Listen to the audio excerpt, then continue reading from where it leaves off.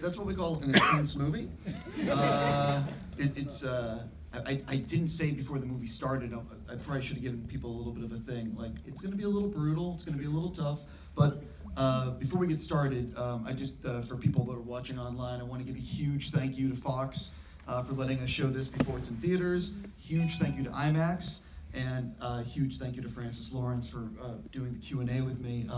I have to start with something before we get into talking about this film.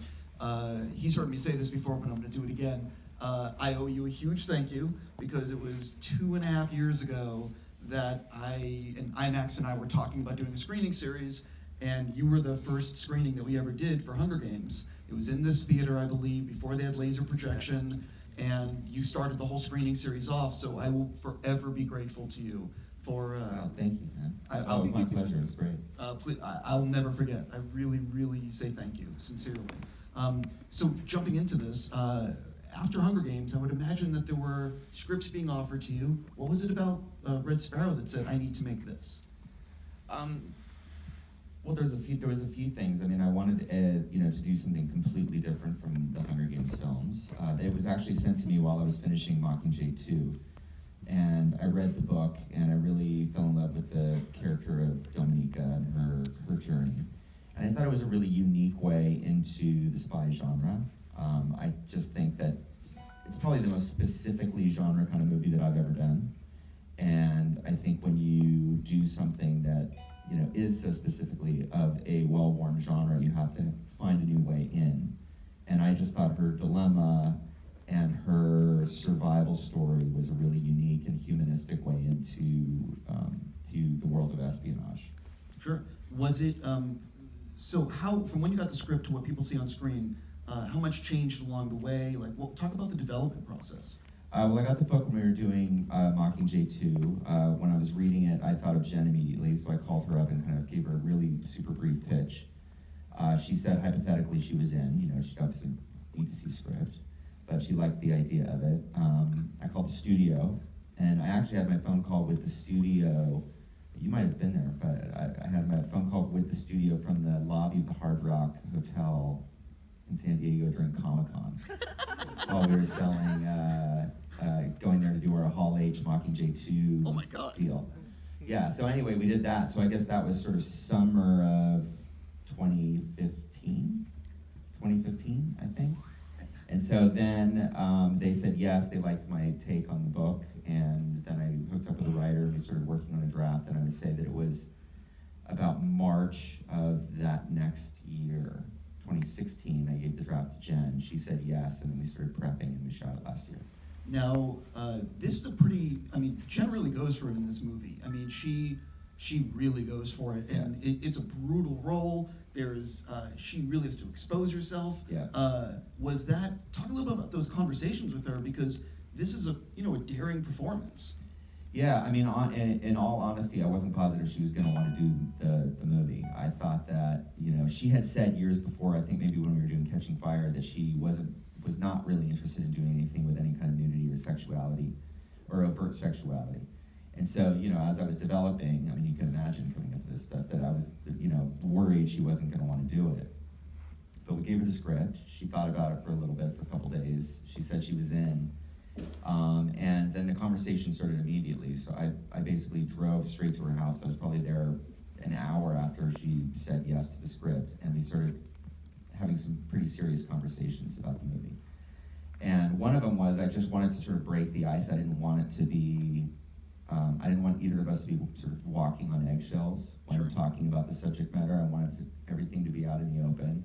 I wanted to be very clear about what my vision of the movie was, and what was going to be needed of her in terms of the content.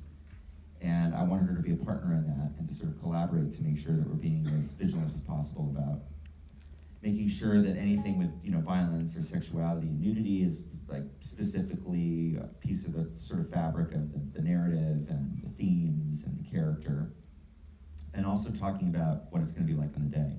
So what it ends up being on screen is very different than what it's like to actually do it. So if you're shooting a scene like that scene in the classroom, where she humiliates the cadet. Oh, I was going to say, one thing I forgot to mention is we're going to try to do spoiler free because this is live online. Right, yeah, I'm not gonna spoil it. I'm just Sure. saying she humiliates the cadet. I mean, that scene, I mean, you can imagine it's like, it's a brief moment in the film, but, you know, you're basically doing that all day long. And so it's, you know, we just need to be clear about the whole process. Sure. When you sit down with her and you're talking to her, how does it change as a result of her feelings on the subject matter, and how, you know what I mean? Like, what is that collaboration like? We just talked a lot about how it was going to marry with the narrative, and you know, the approach that I kept pitching her was that I did not want to make an erotic thriller, right? So the scenes, this use of nudity and the use of sexuality was never meant to titillate, so that the approach would always be part of the narrative and part of the dilemma, right? That it's a survival story, and what we're saying is that she's gotten dragged into this quite brutal world of espionage, and it all had to be part of that, as opposed to trying to be sexy. And so she and I just worked together to make sure that we chose the right moments for nudity and for sexuality and for the violence so that it worked in terms of the story. I don't want to get into specifics, but there's one scene in particular that I pretty much have to like look away from the screen. It is Skin grafter? well, I don't want to say anything specific. Okay.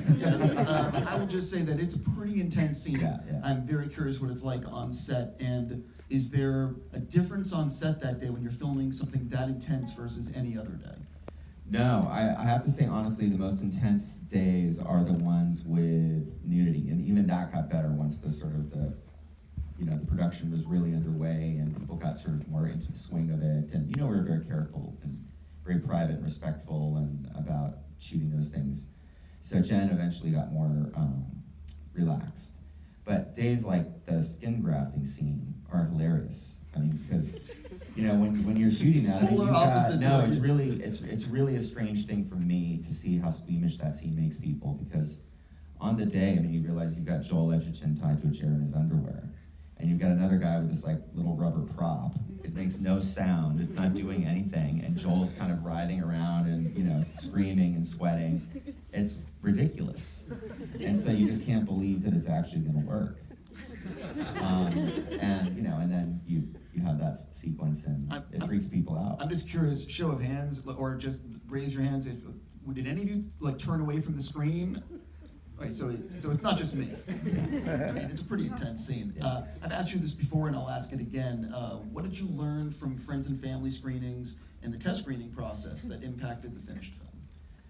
Wow, a little bit of this movie more than any other movie that I've done. I had to show people who had no knowledge of the book and no knowledge of the screenplay, because I needed to make sure, because I know the outcome, and I needed to make sure that people didn't see it coming, right? And so that people are surprised, and the kind of math of all of that adds up, and sort of people can kind of call back and really figure out and understand what she did, as well as whether or not the intrigue of the middle of the movie, when she goes to Budapest and she's tracking Joel and trying to figure out who the mole is, if that intrigue of like what side is she on? Is she really, I don't want to give any spoilers because you're filming, but like what side is she on? Whether or not that's working. And so we needed I brought tons of people in. I didn't really have family friend screenings, but I brought a lot of filmmaker friends in, a lot of writers that I'm working with, to come in and make sure that the sort of logic was working and that it was clear, checking the pace. From test screenings, I think we tweaked the ending a little bit, and just checked mostly clarity. Yeah, I was going to say, and again, no spoilers, but the whole time, when I saw it the first time, I'm guessing, because there's a few different ways that ending can go. Was it always, without spoilers, was it always the ending that we get to on screen, or was there a version or did you film another version where it could have gone another way? No, we didn't film a version that went another way. This is the version. The one thing I will say is that was the one big thing that we changed from the book. The book is a completely different ending. And so this is totally different. Now, is that a result of you don't want people knowing what the ending was, or you just felt that this was more cinematic? I felt that this was more empowering. Okay. I don't want to get I Yes. could keep on digging down. That's why. I felt that the back quarter, I'd say, of the book, Dominica becomes a bit more passive, and I didn't like that in the film. One of the things I really enjoy about this and all spy thrillers is when they're filmed on location. Yeah. And it really adds a lot to it. You were in London, you're in Budapest. Talk about the countries you went to and maybe which was the most challenging. Well, we shot primarily in Budapest, so we cheated Budapest for Moscow and also used it for Budapest. We also shot in Slovakia, which is about 2.5 hours north of Budapest, for some of the more socialist, brutalist kind of buildings. They had some great stuff there. In Bratislava, we shot in Vienna, and we shot in London. And I would say the trickiest was probably London, honestly, because it's congested, it's crowded, there's a lot more filming, it's harder to sort of get around the bureaucracy. We also shot at Heathrow, which I can't believe they actually let us shoot at Heathrow, but they did. And that was just tricky because, a lot of rules and parameters and things like that. But also, I mean, you filmed with Jen with Hunger Games, but yeah. I would imagine a crowd forms when she's involved. Yeah, but you'd be surprised. I mean, part of what you do when you shoot a place like Heathrow, when they're walking through the terminal, is you get sort of given these slots when it's going to be super quiet in terms of passengers, and then we bring our own background in. So it's actually mostly our own background. But what about the London hotel? I forget the name of that place. The Corinthian. Yeah, the Corinthian. Yeah. That for people who ever want to go to London, that's like a junket hotel. That's a hotel. That's where we did all. By the way, we did all the Hunger Games junkets at the Corinthian, the place that we shot. Right. I mean, because I saw that on screen, I'm like, wait a minute. I've done interviews at that hotel, and so what is it like filming there? Because that's also I've walked outside that door and seen a ton of paparazzi before. Yeah, well, there was definitely a ton of paparazzi. Well, what's strange for me, honestly, about that hotel is it has such it sort of has a signature smell. I don't know if you remember it, but it's a very perfumed hotel. And I tend to remember things by smell a lot. I get sort of sense memories. And so just being in there reminds me of being on junkets. So, and all the anxiety and everything that comes with that. And so it's just strange to be there. You don't want to be spending all day answering questions? I don't care about that. It's just worrying about the opening of the movie. That's always the trying time. Completely. Talk a little about the shooting schedule on this versus a Hunger Games movie. And did it, because this is an R rating, I'm curious if that impacts, how much time you have, the budget, because obviously R-rated movies, sometimes there's a stigma with R-rated movies sometimes. Yeah, I mean, well, it's not an action movie, so we wanted to try and keep the price tag down a little bit. It's a riskier fare. Totally. So it certainly affects the budget. The thing that we could do, especially in going to Budapest, is I actually got a ton of time, which is great. So we had about 85 days to shoot this movie, which is a decent amount of time for something like this. That's a decent schedule. It was a really decent schedule. Yeah, the trick with this movie, and it's hard to see when you're just watching it, but there was 360 scenes in the movie, which is a lot of scenes. I mean, just the opening sequence alone, I think, has close to 60 scenes within the first eight minutes of the movie, just because you're moving locations all the time. So there was a lot to do, even if they were sort of little pieces. So it was a very different kind of scheduling process for me. How much do you let go to second unit, and how much are you micromanaging every shot? We didn't have a real second unit. We had more of a splinter unit that would do very, very small things. So some of the motorcycle driving, so there's a scene where she gets on the back of a motorcycle and is driven through the streets, where those things can be sort of time consuming. If you're closing down traffic, you're getting a motorcycle to drive around a corner, and you're sort of moving through different places of the city. So I would send a splinter unit out, which was usually run by Cam, who's somebody that works with me, and one of the stunt coordinators. They would go out together and just pick up a shot, and then they would send it, usually email me video footage shot off the monitor or something, so I could see it and approve it before they moved on. So we would use drone footage that way, maybe some motorcycle pieces that way, but I don't really hand sequences off to second units. I was going to say, I got the vibe that you might be, I don't want to say controlling, but very attached. Yes, I am. How long was your first cut compared to the finished film? The first cut was 4 hours. Wow. Now, okay, It was long. now that's an assembly, I'm assuming. Yes. Okay, and how long was your first cut that you were like, oh, this could be watched? Well, I still thought it was too long, but I will say that usually I don't watch an assembly because it just depresses me. And so I think every filmmaker says that. So I've just stopped doing it. So now I usually, if I can, especially in a movie like this, just start at the beginning and start working my way through reels. And so by the time I had worked my way through all the reels, I made it to the end of the movie and felt like it was moving and working and making sense and flowed. And you checked the time, and I think it was still close to 3 hours. So it was definitely one of the trickier movies for me to cut down. Well, so you got to a cut that you were at 3 hours. The movie's 220. Yeah. That means there's 40 minutes. With credits, I always say that. The actual body of the movie is only like 213 or something. Sure, but there's still, that's a decent amount of footage. So Yeah. I'm curious, is there a character or storylines that were removed, or is it just tightening each scene? For the most part, it's tightening. I would say there are the few things that we cut out. There was some other Joel moments back in the U.S. that we ended up cutting out that we felt we didn't need. There was a little bit more of an animosity that had been built up between Jeremy Irons' character and Matthias' character. And so there were some scenes between them that kind of built that up even more, where you sort of felt them butting heads a bit more. And then there's a character named Anya in Sparrow School, Sure. Who used to unravel. So she unraveled and she used to hang herself. So she committed suicide. So there was a whole sort of descent of Anya storyline that took place during Sparrow School.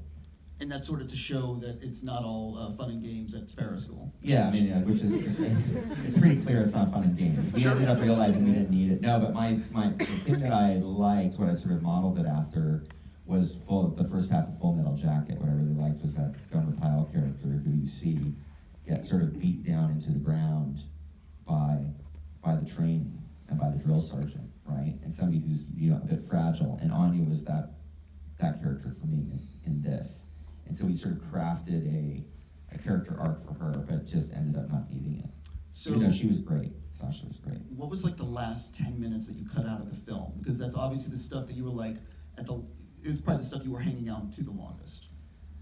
God, I think mostly it's just trims, where you start looking at things again and you realize people are just talking a little too much, and you start taking things out that you don't need. It's an amazing thing when you're cutting a movie. The first time you cut something, you're positive you need it all, and then the next time you go through it, you take 10 more minutes out, and then now you're really positive you need what's in it, right? And you keep being able to sort of shave it down and shave it down and shave it down, and so you can get the movie was pretty close. I think the first time I showed Jen, it was probably a 2-hour, 35-minute movie without credits, and we still got it down another 20 minutes. When you show her the movie for the first time, your lead, she's everything in this movie. Yeah. Does she ever say, or did she ever say, I remember filming that scene, I remember a different take that I liked even more, can we talk about it? No, she didn't do that. One of the things, she was the first person I showed the movie to, which is not the way it would normally be. But one of the things that we talked about early on in terms of the content was I promised her that she'd be the first one I showed the movie to, so that she had the right to nix anything she wasn't comfortable with, or if she changed her mind about something. So before the studio, before the producers, before anybody else saw the movie, she was going to be the one. So when we got it down, I was at the time where I felt like I could start showing people. It was about 2 hours, 35 minutes, and so we took it to New York and showed Jen, and she didn't have me change anything. Is that a thing where you're I'm curious how this works. Are you showing it to her on a laptop, on a TV, or you're renting a screening room? Screening room, yeah. Right? Yeah, Fox has a screening room there. So so it's basically, so she's watching it by herself, and you're sitting outside. No, I sat right next to her. Oh, and yeah. Are you freaking out at that moment, or you're like? I was a little nervous. I mean, because it could have gone really badly. It could have gone really badly. Yeah. Yeah. She could have said no, no, and no. Yeah. I mean, she could have changed her mind. I mean, that was part of the deal that I made her. Is that she suddenly saw it and went, "Whoa, you know what? This is making me feel really uncomfortable. The idea of this going out there." Pull it all back. You've worked with Jen a few few times. I'm curious how she's changed as an actor, or is she exactly the same? She's exactly the same. She really is. I mean, her process is exactly the same. I think the thing that was really different on this was that it was the first time we could build a character from the ground up together. Since I inherited her because I came in on the second of Hunger Games films. She had already built Katniss. We did different things with it and built part of the world together, but this was the first time we did something sort of from the ground up, and it was just so tonally different, and a character that looks different and sounds different and moves differently, and sort of, the ballet training and, Sure. All of that, so. Was there ever any talk about this being PG-13, or was the moment you walked into the studio, you're like, this is an R-rated movie? From the very first time I pitched my take on the story to the studio, I pitched it as an R-rated film. They fully backed it. They never wavered. Yeah, And it's the first time I ever did that I've done a movie that hasn't had to be cut for the MPAA. I think the last time we talked, we did talk about the MPAA. Maybe I talked about the MPAA and let you not say anything. Yeah. It might have been something like that. I have strong feelings against the MPAA. I won't open the door tonight. What cameras did you use and why? We used the Arri Alexa, and it was something that we started to use. It's the same cinematographer that did my 300 Games films with me. And we started to use them on the Mockingjay movies, and we really liked them. Partially for the workflow is great in terms of getting footage to me, to editorial, to visual effects, all that kind of stuff. I'm really happy with the way that we can make it look. I feel like we get a great cinematic, almost filmic look with it. I think Yo was really good with lighting for digital. We shot with anamorphic lenses, and I'm a huge fan of that aspect ratio, but also just of the glass itself, because it has, sort of aberrations, kind of minor aberrations and things that add a bit of texture to the imagery. It's really nice, but you can also use less light, which is fantastic. So it's, sometimes you can just use the real lamps that are in a room and get a really naturalistic, beautiful feeling with the digital cameras. Do you think you're done using film, or do you think? I think I'm totally done. Really? Yeah.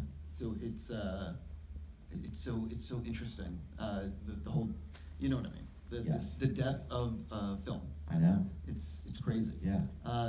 Is there another camera that you like, or is that camera, is the Alexa? That's the one that I like, that I've had great experience with. I mean, I've used other digital cameras and commercials and things like that. It was fine. I really like the Alexa. I'd really like to. I'm going to be doing a television series for Apple soon, and I really want to use the 65 millimeter. I'm really excited about doing that. Yeah, I'm constantly amazed at what technology. I know that we're at IMAX right now, and I know that IMAX, the Avengers movies, were shot in all IMAX cameras. So they have some amazing cameras. Mm. I'm selling you on IMAX. Yeah. As well. No, I would definitely test that. Right, just throwing that out there. Yes. We can arrange that. Yeah. I can't do a thing, but this guy can, or someone from IMAX over there. Yeah. I'm going to open it up to the audience if anyone has any questions real quick. I'm going to come back, but let's start right there. So once you got all the scenes together and you filmed everything, what's the time process from the time you start editing to the time you get to the 2 hour and 35-minute version you showed Jen? The 2 hour, 35-minute version. Yeah. That was pretty fast. We wrapped, I think I got home near the end of May, around May 25th-ish. And so we started really cutting. I mean, I work while we're shooting, so there's some stuff that's been done, but that's when I really start cutting, and we showed her, I think, just after July 4th weekend. So that was pretty fast. I just realized we have a microphone that might help. Oh, we have 2 microphones, so that might help. Right here. Hey, how you doing? I'd like to know what's like one thing you know now that you wish you knew when you first started directing? And a 2-part question, kind of, also as a male director nowadays. I would love to know that perspective too. The perspective as a male director? Yeah. I don't know any other perspective. Sorry. What do I? God, man, I mean, honestly, I learn on every job I do. I mean, it's such a weird thing. I mean, when you think you've learned a bunch, you do the Hunger Games films. There was so many good actors that I could learn from, and we did so many different kinds of visual effects sequences and all. They're complicated movies to make. And then you get into something like this, and it's just a whole other ballgame because the tone is different, and the mystery is different, and the sort of logic of the puzzle of the story is completely different. So every single movie is a completely different learning experience. So I'm constantly learning. I think that's also honestly kind of the fun of the job, is getting to learn every time. Before I open to the next question, I just remembered something I wanted to address. One of the things I really, really dig about this movie is that it's not obsessed with technology. Right. I've seen so many spy movies, I think we all have, where we're watching people at keyboards, cracking through the NSA in 2 seconds. Yeah, I mean, that was part of what I liked. That's why I was sort of saying it's the humanistic kind of version of it, that it's not tech. It's not tech. There's hardly a gun in it either. You know, there's very few guns in it, so. Yeah, this is more about, it's humans. It's a Yeah. human story. Yeah. I just wanted to say I appreciate that. Another question right there. First off, thanks for being here. Yeah. I've been a fan and a follower since your music video days, so Okay, I want to cool. give a shout out to Constantine. All right. Very underrated, but amazing movie. Thank you. I love it very much. Thank you. I just wanted to ask, there's a lot of really good accent work in this. I mean, obviously, Syrian Hines, Jen, Jeremy, they're not Russian.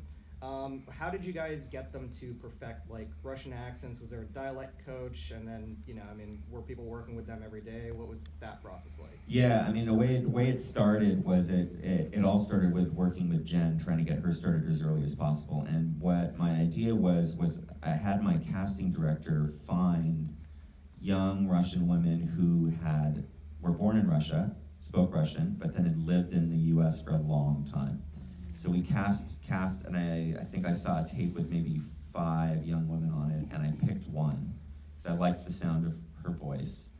And then we just had her do a bunch of just recordings, and then sent that to Jen. And then Jen worked with a dialects coach and the recordings of this woman that she could listen to and start to mimic and get the sort of it's the accent, but it's also the sort of part of an accent is also the sort of melody of the language, that there's just a different way of saying things, and it's not just the consonants and the vowels and the way they sound. So she had to sort of get all of that kind of right. And then unfortunately that dialects coach couldn't travel, so we had a different dialects coach that then was on set with us. We ended up casting males to do the same thing for people like Matthias and Jeremy. But everybody had recordings that they could listen to, and everybody sort of kind of came at it their own way. So some really worked with dialect coaches, some worked on their own. Cool, thank you. Yeah. You bring up, I think you said Twitter. Do you feel like you tweet too much nowadays? I can't remember the last time I was on Twitter. I was gonna say, I don't think you are. Yeah, I don't think, yeah. So what happened? I'm not sure, I like if I hit it on my phone, I don't know, I kind of lost interest. Okay, I'm just Yeah. curious, because you did do it for a little while, and I all of a did, sudden it yeah. was like, Yeah, I know. all right, so basically, he has retired from Twitter. Yeah. For people that are tweeting at him. Yes. Right up there. Love the movie. Thank you. It's great. So obviously it's a very tight, complicated plot and a Yeah. lot of emotional characters, and everything has to click together, right? From a directing perspective, how much were you able to allow the actors to just bring their takes to the moments, and how much were you hoping to guide a specific idea? Because if one part falls apart, everything can fall apart with something that's complicated. Yeah, I mean, every actor is totally, works in completely different ways. I mean, and I think the conversations with the actors all start pretty much from the moment they're kind of even deciding to sign on. So, with Jen, she reads the script a few times. She said yes. That's sort of the big series of conversations. But I would probably talk to her the most, just because she doesn't like to rehearse. She's very instinctual, and she just wants to kind of wait for you to call action, and she kind of goes and does it. People like Joel, he likes to talk things through a lot more, so there's just a lot of conversations about the story, about the character, about the various layers of what they're saying, what they're, what it appears they want, what they really want. We would have loads and loads of conversations there, but then I give them, some freedom. On set, certainly. I mean, that's what makes them so great. And Jeremy too. Jeremy, is great that way, and Charlotte. So, but they like to sort of feel things out and rehearse a little bit and talk a lot. And Jen needs me to kind of guide her a little bit, just in terms of where we are in the story. Just because she doesn't like to practice because she doesn't want to lose the feeling. She wants the feeling to be brand new every time, and so she likes to wait. I was gonna say, does that lead to doing, like less takes with her, or? Yes.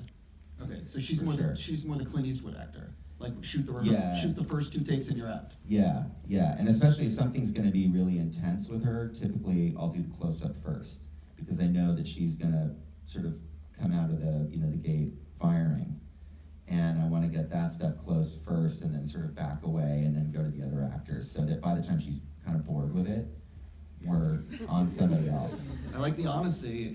When did you learn that when shooting Hunger Games that you needed to do the close-up? The first movie I did with her. Well, I was gonna say, Yeah, was it it was like- really quick. You get a sense of how people work really quickly. You get a sense of who's good right out of the gate. You get a sense of who's good 10 takes in.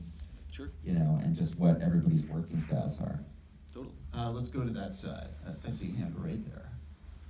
Yeah, totally. Hey, so without getting spoilery again, think about it. This film seems to have a really interesting entrance into the spy genre, like you were saying, and it seems like it draws these really interesting parallels between being a slave to the state and being a quote whore. And I don't know, I just found it really interesting, and I was wondering if there's something specific that you would like audiences to come out of this movie thinking or wanting to talk about, or when you go to my friend and be like, bro, you should see Red Sparrow because it's about this. I don't know, is there anything specific? Well, I mean, thematically, I find the movie very empowering, and so ideally, Yes. people feel the empowerment from it.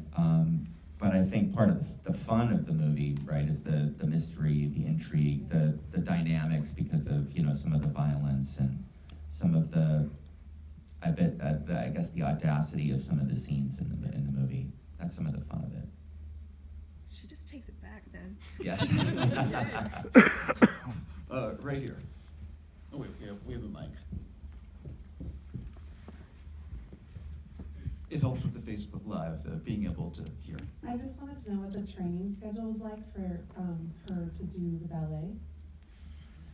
Well, she trained for, it was like 3 or 4 months or something, and she did 5 days a week for 3 to 4 hours a day, I think. And she had exercise coaches, because you have to sort of open up your joints, because your body's got to be able to do things that it can't really do if you're not a ballerina. She worked with a ballet coach that taught her the basics of ballerina and all the ideas of posture and things like that, and taught her the choreography. So she learned all that. She also worked with a woman who was a bit of an expert with the sort of Russian style of ballet, who had spent some time at the Bolshoi and things like that, so we could get a little bit of a sense of the Russian aesthetic into the dancing. So every shot that we did, Jen would do the choreography, but we would also we were using one of the principal ballerinas from the ABT in New York, her name's Isabella Boylston, who also did all the dancing. And so all those wide shots where it looks like Jen's doing the dancing is really sort of a VFX combo of the two of them. So Jen still had to do it, but the real dancing, because Jen couldn't even get up on point, because it's just not safe. She could break bones in her feet and things like that. So, but she did a lot of training, and I think it was good also for the character, just in terms of understanding the athleticism of the ballerinas, the discipline, some of the grace, and I was going to say, and also the sort of carriage, the dancer's carriage, so she could kind of carry herself differently, even when she's not in the dance sequences. I'm going to do a follow-up question real quick, but it has nothing to do with the dance. You're getting ready to do an 85-day shoot. You know what you have to film. You got it all in front of you. What's the thing that you're most nervous about before filming begins? Well, it varies movie to movie. I mean, and then it changes, right? So the ballet sequence was, Jen wanted to do the ballet sequence right up front, because she'd been training, and she just wanted to be done with the ballet training. And so she wanted to do that first, and we had 4 days scheduled for all the ballet stuff. And it's complicated because you've got Jen's got to do it, you've got the double has to do it. We've got I think there's 12 other dancers. You've got Sergei that's there. Sure. I think there's 800 extras at one point that all have to be dressed and get in. And it was also really logistically crazy at this opera house in Budapest where we shot it, because they had shows every night. So basically, they would have a show, and then at 10 or 11 o'clock at night when the show was done, they would sort of tear down their stuff, and our crew would have to go in and set our stuff up, and then we could come in, and then we'd have to tear it down. And so the hours were really limited. And so going into the movie, I was most nervous about that. But then once that finishes, you know, then I sort of just move on to the next thing. I think it's going to be tricky, which I think was Sparrow's cool, because it was really cold when we were shooting there. And you guys did like 5-day weeks or 6-day weeks? 5-day weeks. And I did 6-day weeks once. I'm never doing that again. Yeah, I heard, I've spoken to a few filmmakers that have done a lot of 6-day weeks, and I guess by the end of the shoot, you're just dead on your feet. Yeah, you can't do it. We did Catching Fire with 6-day weeks, and I will never do that again. I think also because of that, Jen has it in her contract, she won't do 6-day weeks. Because of Catching Fire. I mean, it beat us all into the ground. Yeah, I mean, I've spoken to a few directors. I think Matt Reeves on not the recent Apes movie, but the last Apes movie had pneumonia when he was working, just because it's really stressful and long hours, and Yeah. you know, I don't think a lot of Yeah. people who, or if you're not in the industry, I don't think people realize it's not just these 8-hour days No. and you go home. You know? Yeah, no, I mean, the average day is a 12-hour day.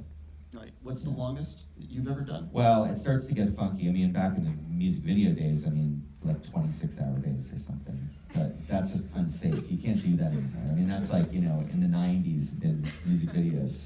I We used to do that. I But don't want to make any comments about the Red Bull that was being drank and other, making a bad Yeah. joke. Bad joke. Let's switch over back Yeah. to the audience right there.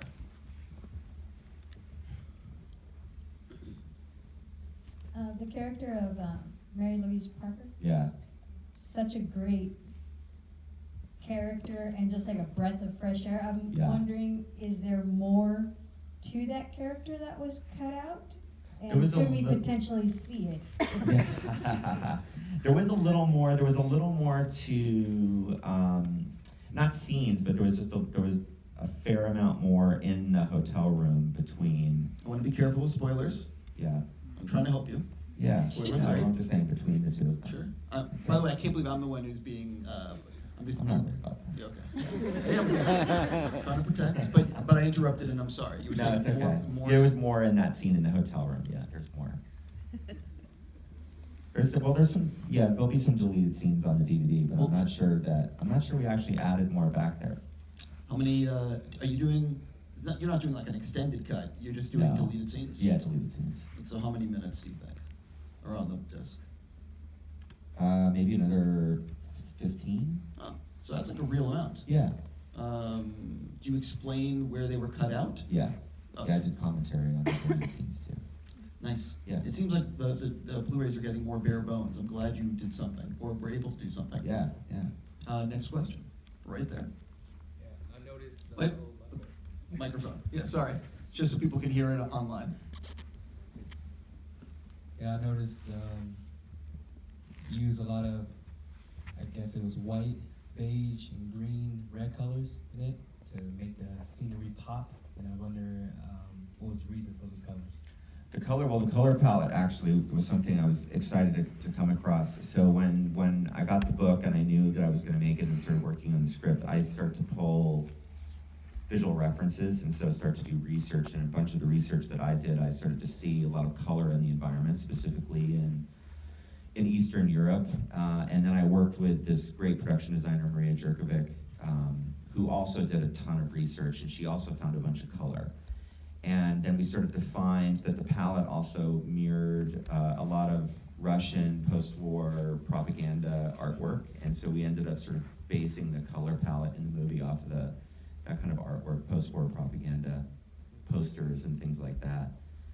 And we end up using a lot of red when we're in Russia, and then we sort of shied away from red once we were in Budapest and London. And yeah, but it's something I'm really happy about, because I think when most people think about stories like this and movies like this, they think of the kind of gray or the gray-blue and just sort of that bland, stark look, and I think we got to utilize a lot of color.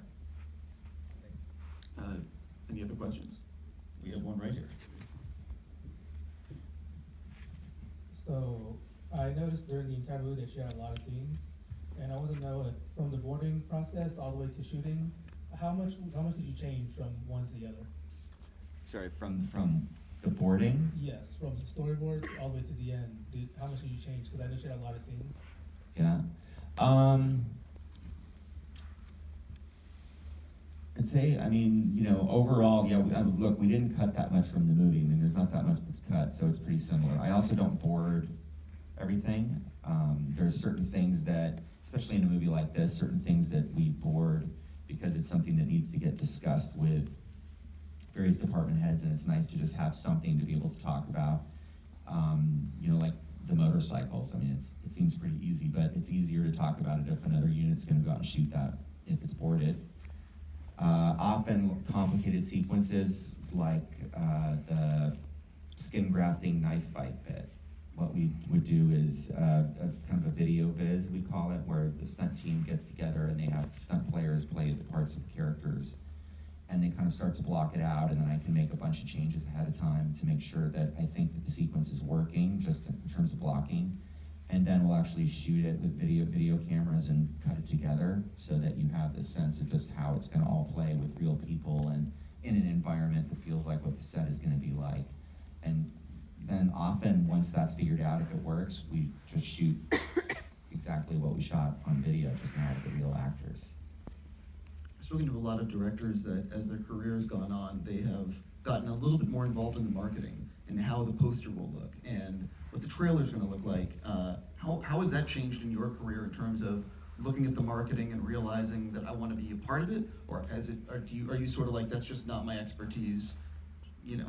No, totally, again, it totally changes from movie to movie. So, you know, something like I Am Legend, I remember that, you know, Will and I basically worked with an editor to cut the first trailer because we didn't like the trailers that were coming out, and Will and I had some ideas, and so they sent the trailer editor out to our shoot, and he sat in a trailer, and we, you know, cut that first, I think it was a teaser with him. So we were very involved in that. At the Hunger Games movies, there was a guy, Tim Palin, that ran marketing at Lionsgate, and he just got those movies. Totally got those movies and cut great trailers and had great ideas for posters, and a super creative guy who takes all his own photographs and things for the posters. And so he would show me stuff, and sometimes I would have a note, but it wasn't, you know, I wasn't like embedded in there with the marketing team. This was a tricky one, and the Fox people were great, and you know, they loved the movie and they were working really hard. But it was a harder one to sort of, for everybody to kind of wrap their heads around how to sell it, because it's very easy with a genre piece for it to feel like you've seen it before. And I think, I mean, you've all seen the movie, I think you understand that it's quite unique, but what ends up happening is people see young woman with a blonde wig and they go, oh, it's Atomic Blonde. And it's clearly not Atomic Blonde. It's not Atomic Blonde. Right, or they go, it's, you know, Black Widow. They say it's Black Widow. Yeah, have you noticed that? A lot of people are saying that this is like the They Black. don't after they see it. Sure, but there's a lot of people But just saying. like seeing a poster, or seeing a teaser, things like that, that's what, yeah, they say these things. People like to put things in boxes. So the tricky thing has been, how do you sell the sort of unique qualities of this kind of a movie to an audience, right, when a lot of what makes the movie unique is R-rated. Sure. And so you can't show those kinds of things on PG-13 movies, you can't show those things on TV, and so it gets tricky. So this was a challenging one, even though everybody was on the same page and worked really hard. It was just a much trickier one. I think also though the audience, and myself included, love it when you go and you've seen a trailer, but then you see the movie and there's a lot of cool stuff that is not in the trailer. Sure. That really matters. Yes, of course. Especially, we all agree with that, right? Yeah. Yeah, I mean, that's, you know. Any other questions? Right there. What I appreciate about the film. Wait, we got that mic. Oh. I'm very difficult like Not that. gonna be spoilers. This is the question. Yeah. What I appreciated about the film was that it wasn't really for the male gaze for some Right. things. How difficult was it to make sure that it wasn't, you know, the nudity in the film you know, just how to set it right. Well, that's the stuff that I was saying that I really wanted to be careful about, and that's what Jen and I had lots and lots of conversations about, as well as Justin Heath, who's the screenwriter, and I, because I was very specific about that, you know, I didn't want to just cut to a body part so we can show off a body part. I didn't want people, I mean, I say this, I didn't want people getting off on the imagery. I mean, clearly, there's people in the world that will get off on anything. But the intention was never to do that. And so every time there would be something content-wise, we would just discuss it and, you know, just police it as strictly as we could to make sure that it worked for the story and was not for the purpose of being sexy. That's the question I meant to ask. Gotcha. Okay. Before I run out of time with you, I of course want to. I always like to ask about what people are working on next. If I could be wrong about this, but were you doing like the Odyssey or something, or am I? That's God, I'm not doing that. Right. So you've been linked to a few different things. What's Yeah. really bubbling up for you? Well, the thing that I'm doing next is there's this very cool television series. It's written by Steve Knight. He's this great English writer, fantastic writer. I've been a huge fan of his. Didn't he do? He did Locke, or I mean, no. Yeah, Okay. and wrote Eastern Promises. Totally. And I mean, super talented guy. I've been a fan, and he came up with the series, and it's also with the producers of Red Sparrow. And we took it out and sold it to Apple. I've never heard of it. Yeah. Yeah. So I'm gonna do that. I'm gonna get started. We're gonna start prepping that soon, and I'll probably be shooting by summer. Is it? Does it have a title? It's called See, S-E-E. And what is it? Do you have like a? If you release Not gonna. No, I'm not gonna. Yeah, no release log line. So is it? It's a series. Yes. A TV series. Yes. And one of the things that I think with TV is that when it's 8 to 13 episodes, Yeah. it feels a little bit stronger than when it's 22. It's So- 8. I was gonna say. Yes. I was curious about that. Yeah. When you pitch Apple, when you sold it to Apple, is it one of these things where in the meeting you need to justify how you can do 5 seasons, or is it like 1 season at a time? No, I mean the great thing about Steve is he already had 2 scripts, so there were 2 scripts that were just fantastic. He also had this little Bible that he didn't hand out, but he could kind of pitch the rest of the season and generally pitch what could happen in further seasons.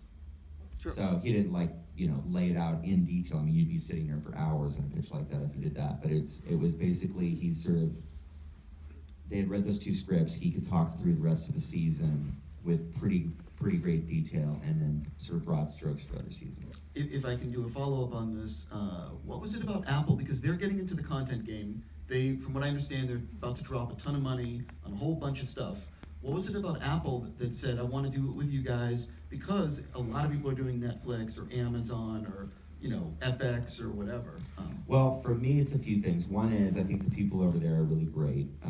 2, I think it's the commitment to quality. That's the biggest thing for me, right? These guys are super committed to quality. It's kind of what they really care about, right? Which is not the case in a lot of other places. So that's a huge thing. The other thing that I'm really excited about is that to be one of the first for them allows the show to pop in a way that I think is getting more and more difficult with so much scripted television. I just think, to sort of pop out of the noise when there's 450 plus shows a year or something it's getting insane. And so to be kind of coming out of the gate with them would be fantastic. Well, that's the other thing is that, there is so much amazing television that I think all of us, as a viewer, struggle with what am I going to watch next? Sure, of course. But And how do you keep up? Absolutely. Yeah. You bring up an excellent point about, so is it one of these things where the story, or is it going to be what is it to help you pop in the noise? Do you know what I mean? Is it the storyline, or do you think it's going to be the casting? Is it? Well, I think it's very unique. I think it's a really unique story. I think it's really imaginative, which will be great. And I think it's also going to be very visual, which will be really fun and very different for me, and just very different in the kind of landscape of television. So I think that'll help. But it's also just being Apple. I think there's going to be noise is when that happens. Sure. And so I think the shows that sort of kick that off are going to pop in a way that, you know, a new show on Amazon might not. Sure. Are you helming all 8? Don't know yet. Oh, so it's still We're doing the first 2, and they may do all 8. Oh, that's it. Is it that's It's really about delivery. okay. It's like what the delivery schedule has to be. Sure. So we're trying to And I'm figure out. assuming hour-long episodes. Yes, Do you know what the next feature might be? I do not. Are you looking at scripts? Yeah, I'm always looking at stuff and developing stuff. I'm developing a Battlestar Galactica script with Lisa Joy is writing. It's not like I was going to Creators of follow up on Westworld. that. Yeah, it's not like I was Yeah. building towards that. So we've been working on that. It's, you know, Lisa's great, but it's been slow going because I'm making Westworld, so it's, you know, she's, you know, and she's directing now too. So people have been busy, but that's in development. Sure. I have to, my only follow-up for Battlestar, and I'm curious about this, is it was so successful on Sci-Fi.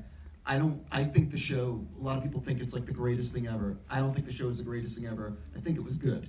There's some weak links to that show, but they did it successfully as a series.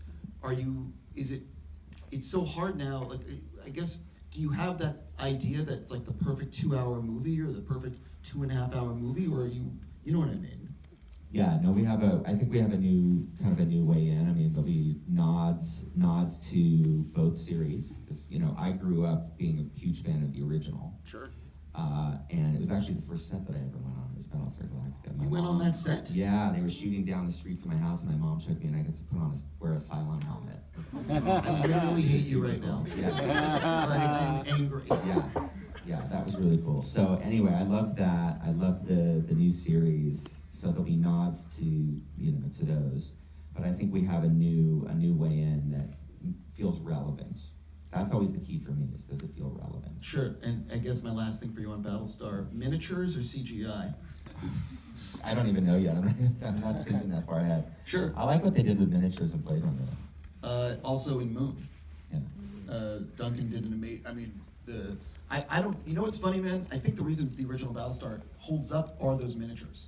That it looks, do you know what I mean? Even though it's the same 5 shots again and again. Yeah, exactly. You know, or like a reverse. Yeah. You And know? why do they need slingshots to launch the spaceship? Let's not question the details of Battlestar. Let's not go, I'm joking around. Slingshots don't really make sense. Not, I mean, you know something, it's amazing how well it stands up, not so much Buck Rogers. But, you know, anyway, any last questions? Otherwise, we're gonna call it. I'm gonna say, okay, perfect. Because I'm gonna say, thank you so much for doing this again and letting us show Red Sparrow before it's in theaters. Huge thank you to IMAX for being our host. Huge thank you to 20th Century Fox, who's right over there. I'm pointing them out. But seriously, thank you so much. And obviously, please go online and tweet about, what's the hashtag for Red Sparrow? Is it just Red Sparrow? Red Sparrow movie? Red Sparrow. Right, so when you're online and tweeting and Facebooking and which you're not doing, hashtag Red Sparrow. Thank you so much for Thank you. coming Thanks by for doing again. this. Thank you.